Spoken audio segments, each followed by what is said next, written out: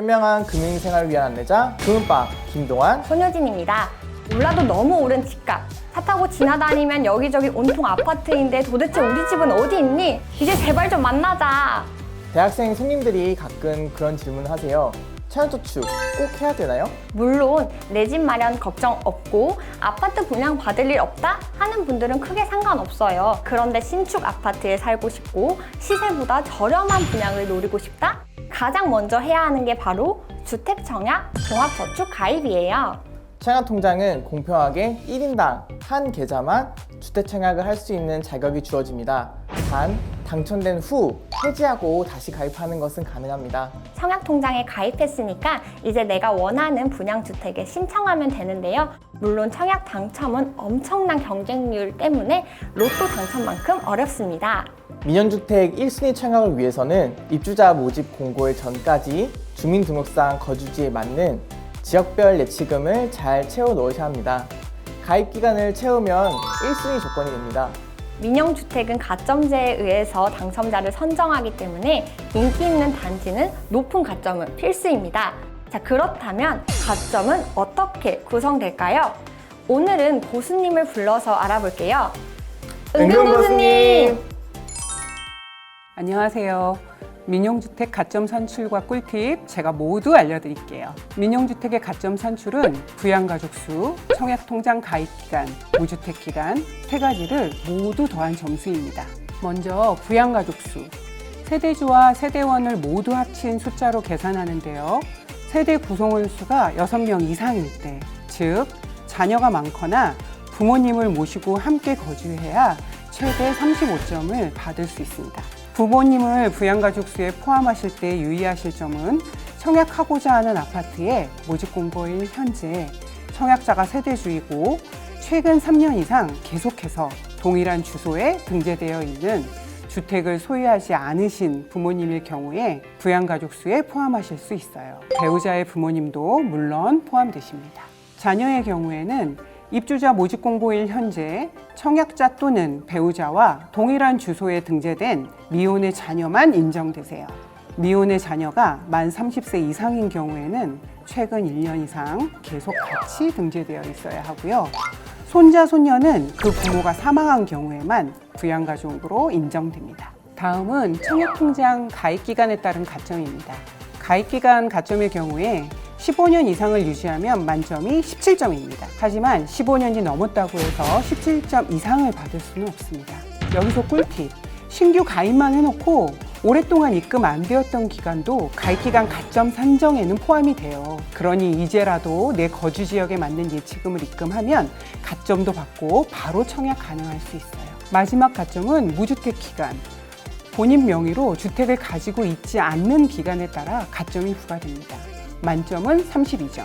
만 30세 이상부터 무주택 기간 산정에 들어갑니다. 만 30세 이전에 혼인을 했다면 혼인한 날로부터 무주택 기간을 산정합니다. 무주택 기간이 15년 이상이면 32점을 받으실 수 있습니다. 중간에 주택을 보유했다면 매도한 날 2개월부터 다시 계산을 하고요. 함께 살고 있는 부모님이 유주택자라면 무주택자가 아닙니다. 그러나 부모님이 나이가 60세 이상이시라면 무주택으로 봅니다. 결국 청약통장 가입 기간이 길고 부양가족 수가 많고 무주택 기간이 길수록 나의 가점은 높아집니다.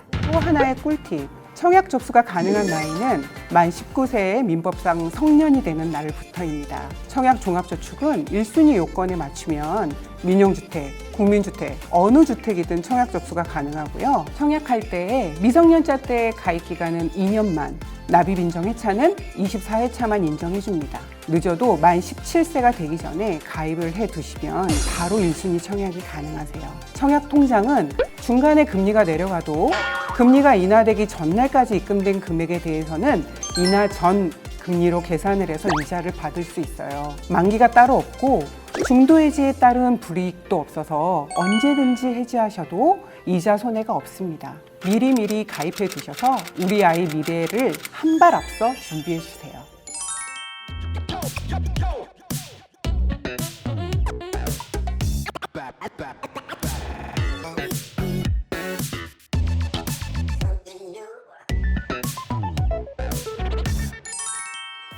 그런데 내용을 듣다 보니 2030 세대는 청약을 포기해야 될까요? 그럴 순 없죠. 요즘 내 집 마련에 가장 적극적인 세대가 2030 세대라고 하잖아요. 2030 세대도 주택 청약 필살기가 있지 않을까요? 은근고수님, 알려주세요.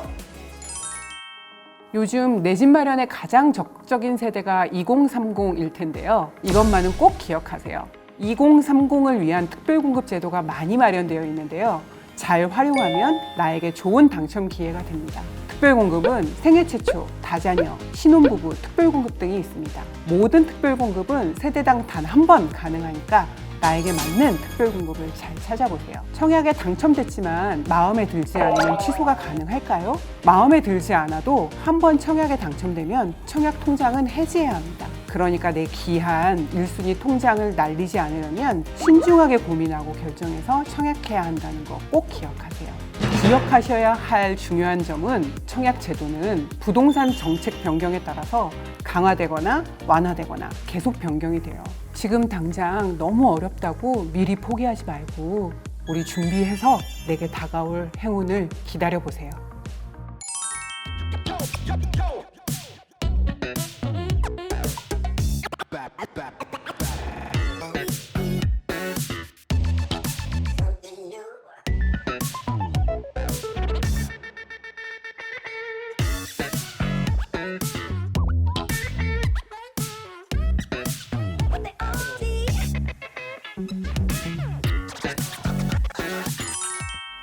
와, 고수님께서 정리해 주시니까 정말 쏙쏙 머릿속에 들어오는 것 같아요.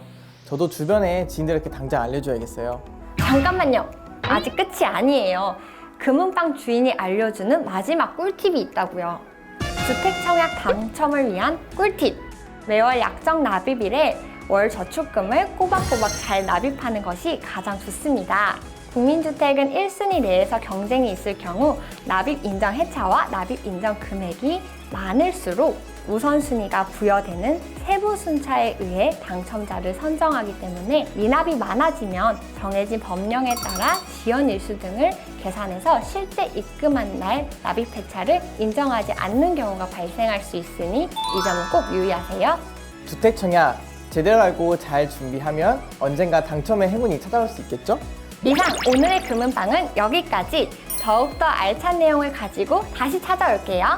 금융 은근고수들의 방송 금은방 안녕. 안녕.